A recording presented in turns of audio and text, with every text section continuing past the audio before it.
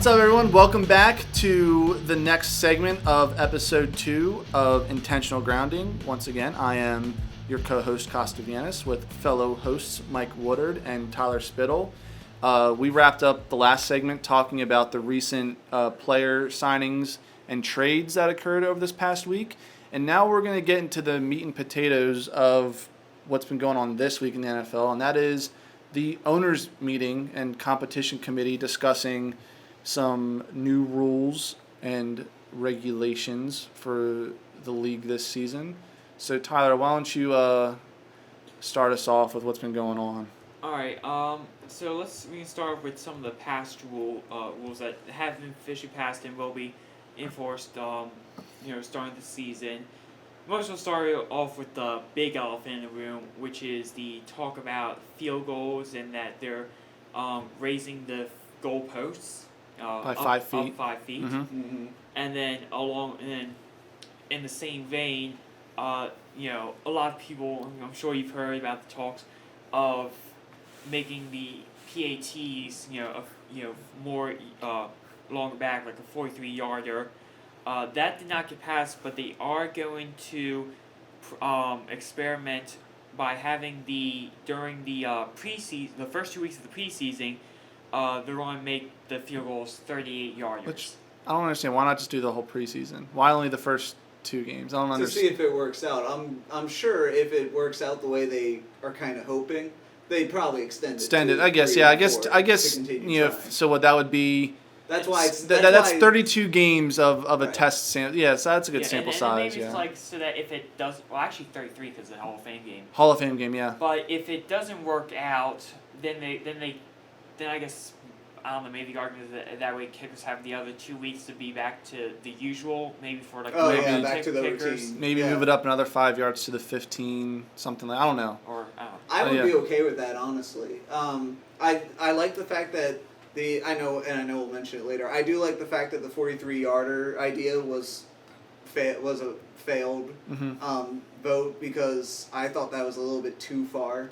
Right. Too far back because, I mean, it's an extra point. It's only worth 1 point. I think. So if you kick a 43-yarder in a game, it's worth 3 points. Oh, but only because it's after a touchdown now, it's only worth 1. I think that's that a little ridiculous. Once you get in that territory of 40-plus yards, it's when you start getting more missed field goals. I mean, 38 yards is a very missable kick if if a kicker just isn't mentally focused or if their technique is just a little off.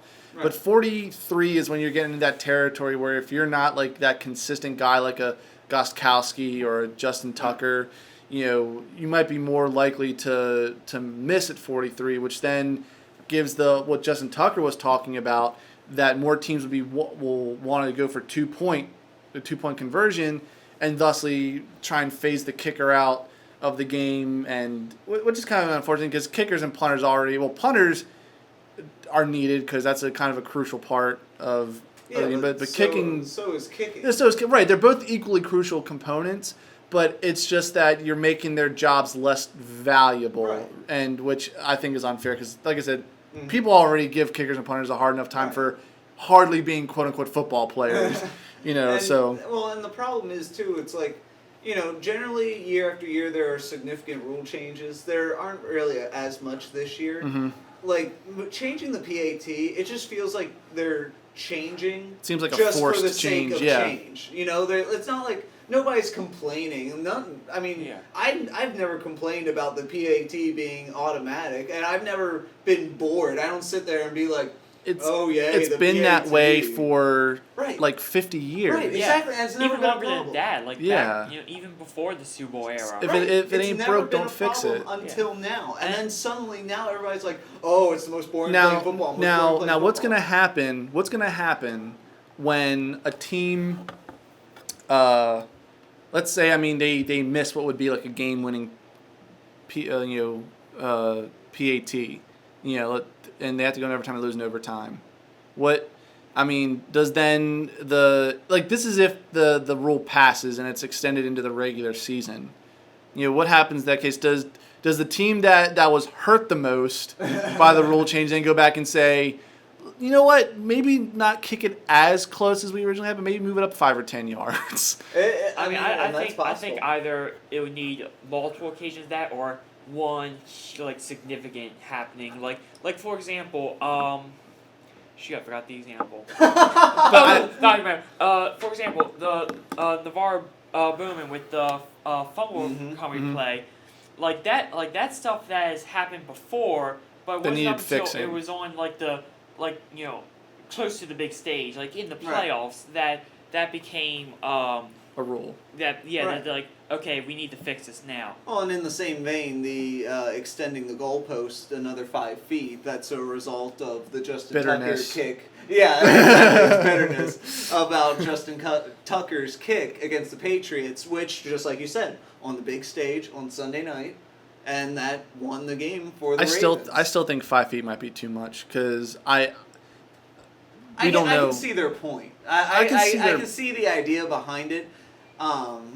I don't think it's really necessary, but I mean, very rarely do you see a kicker kick something that's that close and they right. barely make it. Like that's a very rare occurrence. But I think if they maybe would raise it like 2 feet, right. I think 5 feet might be too much. So I think you're gonna start getting into a territory where then field goals are gonna start hitting the crossbars at that height. I'm sure it'll happen at least a couple times. Everybody calls the NFL. Well, a lot of fans like to call the NFL the no fun league because of their rules.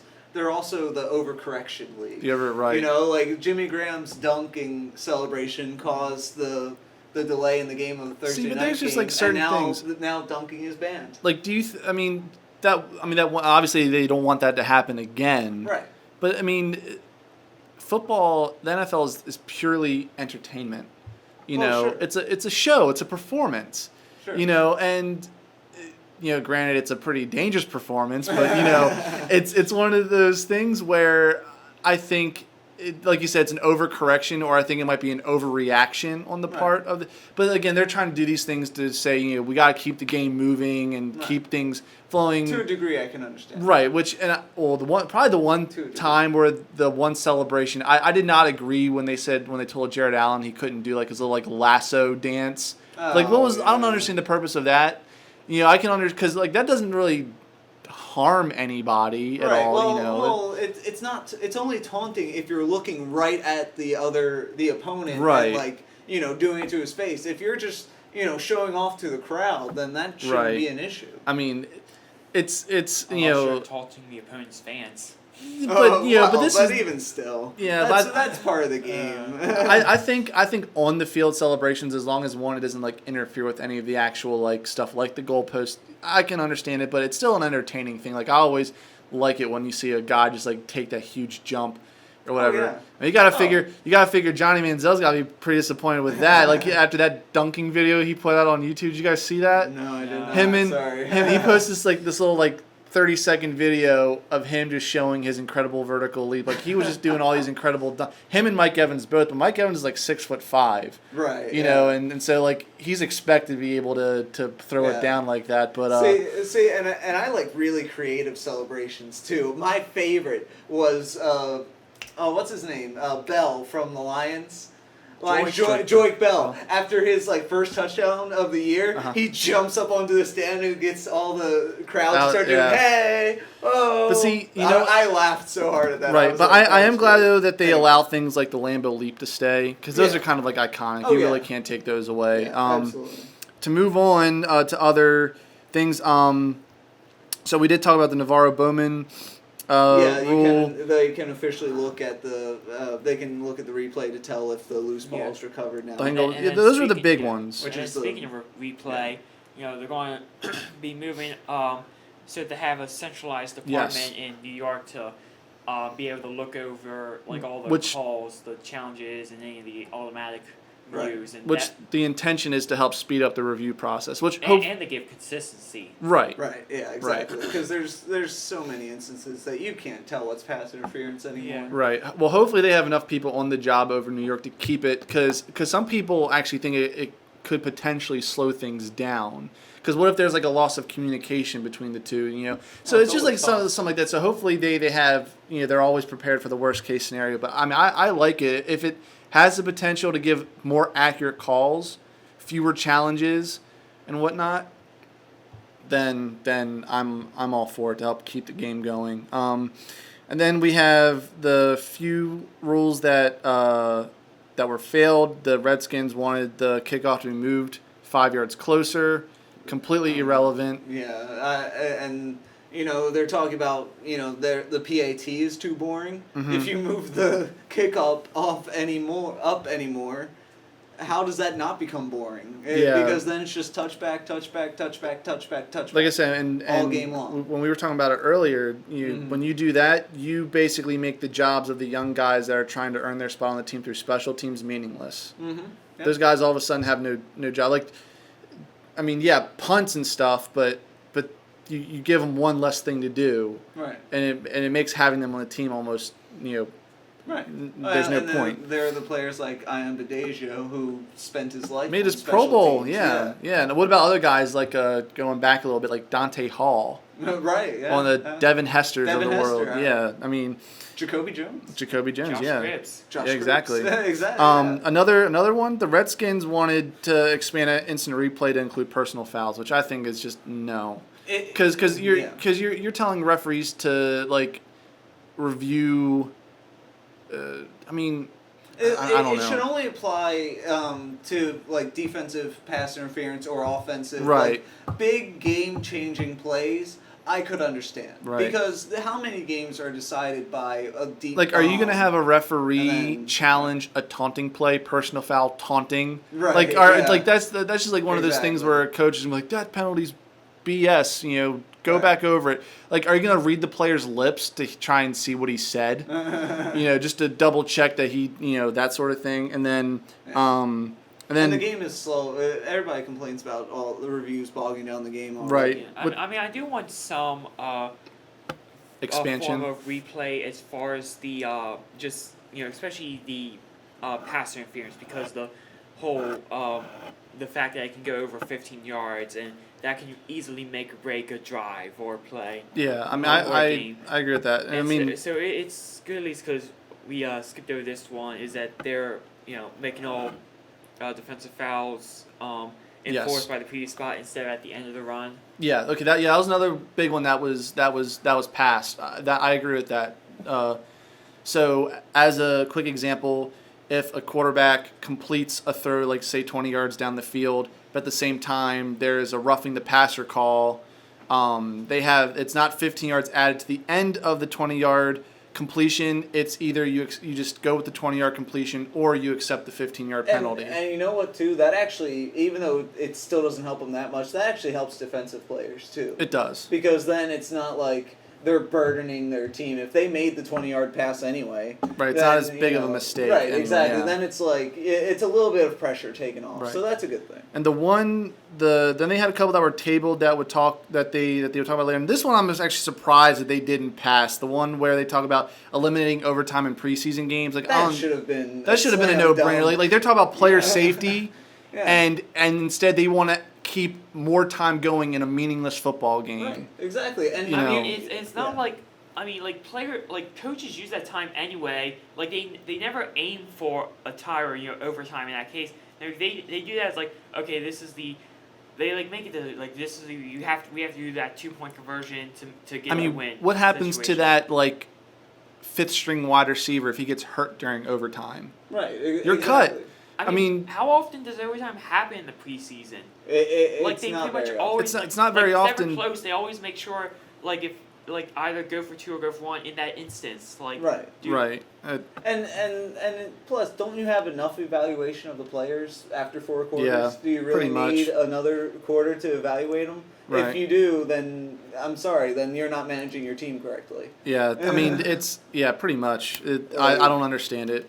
Yeah, that should have been a slam dunk. No pass. It's the preseason. In fact, Bisciotti was saying, Steve Bisciotti, owner of the Ravens, was saying that because another thing, that they didn't really talk too much about, but Goodell mentioned it like passing essentially that they were going to look to expand the playoffs to include one extra team per conference.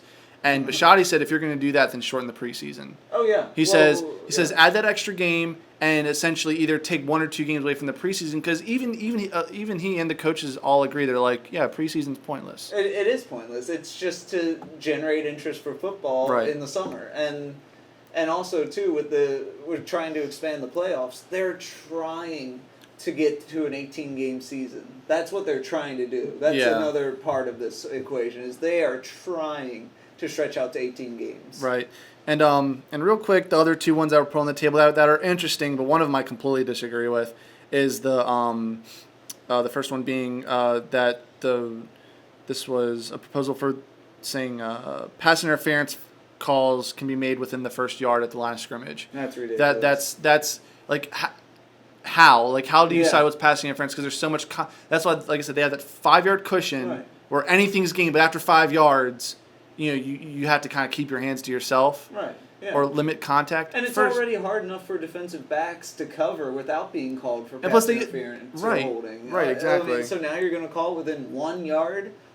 Come on. That's an insane proposal. And the one that I found interesting, I guess I can understand why it's being tabled for right now, but adding cameras to the end zone lines. That seems like another no-brainer to me. Yeah. More video angles. What, you can't put two cameras on the goal line? They got cameras everywhere else except the most crucial spot on the football field. At this point, I feel like the main reason it's got tabled is just that probably the cost. The cost, and probably just some more time just to make sure it works out schematically before they're officially. multi-billion dollar industry. How does it really cost that much to put 1 extra camera or 2 extra cameras on the goal line? They would probably need 4, one on each side. Yeah. How much do those cameras cost? Times 4. I don't know, but how much of that is their total budget? I figure though they might, since it's tabled, I imagine they're probably like Tyler said, probably getting like blueprints together on the types of cameras they would want for those. I mean, it'll take time. It's probably just like they didn't want to, like they're probably leaning towards it, but they didn't want to make it official till they had everything set in stone. Well, good news is that the committee, though, we didn't see any like incredibly like weird or like head scratching rules passed. A lot of them, for the most part, made sense.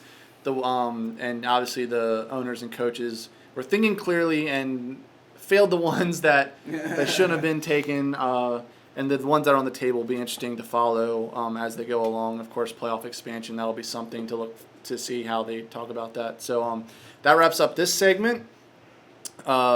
So another link is going to pop up. That'll take you to our third segment where we're going to talk about something a little more serious. We're going to talk about the recent developments in the case involving Ray Rice and his fiancée.